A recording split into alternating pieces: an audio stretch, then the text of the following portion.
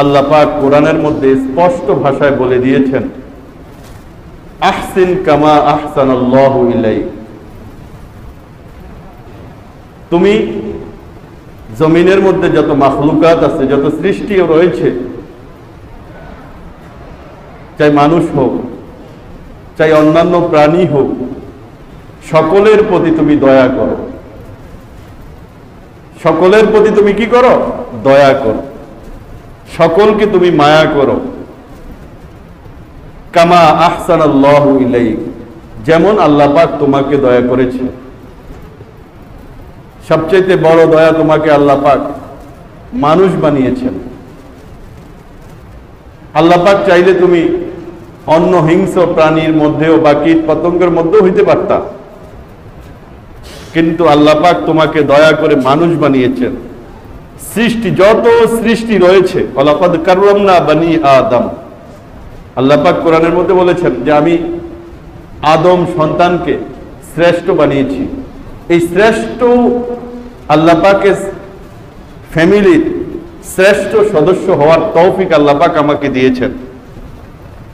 আল্লাহ পাক এটা আমার প্রতি দয়া করেছেন।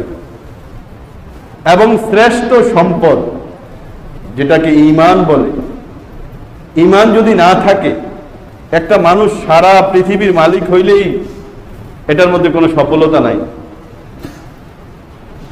সে গোটা পৃথিবীর মালিক, গোটা পৃথিবীর মধ্যে যত সম্পদ রয়েছে সব কিছুর মালিক সে, কিন্তু তার কাছে ঈমান নাই। তো মৃত্যুর মাধ্যমে গোটা পৃথিবীর মালিকানা তার শেষ হয়ে যাবে এবং অনাদি অনন্তকালের যে জীবনটা শুরু হবে, সেই জীবনে তার ব্যর্থতা শুরু হয়ে যাবে, তার ধ্বংস শুরু হয়ে যাবে, তার শাস্তি শুরু হয়ে যাবে, সেটার আর শেষ নাই।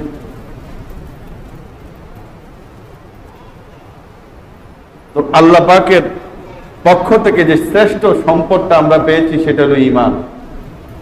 সে ঈমান দিয়ে আল্লাহ পাক আমার উপর কি করেছেন? দয়া করেছেন। কামা আহসানাল্লাহু ইলাইক, আল্লাহ পাক আমাকে শ্রেষ্ঠ নবীর উম্মত বানিয়েছেন।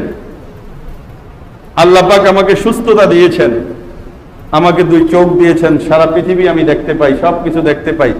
শরীর সুস্থতা দিয়েছেন, শরীরের অঙ্গ প্রত্যঙ্গগুলো ঠিক দিয়েছেন, কম বেশি সম্পদ দিয়েছেন, নিয়ামত দিয়েছেন। এগুলো সব কে দিয়েছেন? আল্লাহ দিয়েছেন। তা আল্লাহ পাক বলেছেন যে কামা আহসানাল্লাহু ইলাইক, আল্লাহ পাক তোমার প্রতি যেরকম দয়া করেছে, আল্লাহ পাক তোমার প্রতি যেরকম দয়া করেছেন, তুমিও আল্লাহ পাকের অন্যান্য সৃষ্টি যেগুলো আল্লাহ পাকের পরিবারের সদস্য, যেগুলো আল্লাহ পাকের পরিবারের দয়ার সদস্য, যেই সদস্যগুলোর প্রতি, যেই সৃষ্টির প্রত্যেকটার প্রতি আল্লাহ পাকের অনন্ত ভালোবাসা, অনন্ত স্নেহ, অনন্ত দয়া, অনন্ত মায়া, সেইগুলোর প্রতি তুমি ভালো ব্যবহার করো, তাদের সাথে ভালো আচরণ করো।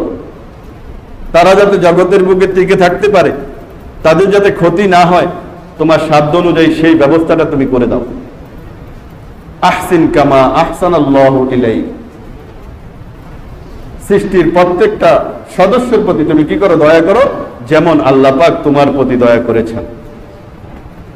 ওয়ালা তাবগিল ফাসাদা ফিল আরদ, আর জমিনের মধ্যে, এই জমিন আল্লাহ পাক তৈরি করেছেন, জমিনের প্রত্যেকটা সদস্য আল্লাহ পাকের ফ্যামিলির অন্তর্ভুক্ত।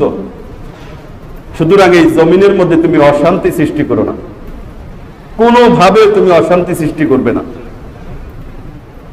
ইন্নাল্লাহা লা ইউহিব্বুল মুফসিদিন, নিঃসন্দেহে আল্লাহ পাক অশান্তি সৃষ্টিকারীদেরকে পছন্দ করেন না। যারা জমিনের বুকে অশান্তি সৃষ্টি করে, যাদের দ্বারা শ্রেষ্ঠ মাখলুক, যারা আশরাফুল মাখলুকাত, সৃষ্টির সেরা, যার দ্বারা মানুষ কষ্ট পায়, যার দ্বারা অন্যান্য প্রাণী কষ্ট পায়, যার দ্বারা অন্যান্য প্রাণী কষ্ট পায়, যার দ্বারা অন্য মানুষ দুনিয়ার মধ্যে বেঁচে থাকা কষ্টকর হয়ে যায়, এই ধরনের লোকদেরকে আল্লাহ পাক পছন্দ করেন না, এই ধরনের লোকদেরকে আল্লাহ পাক ভালোবাসেন না।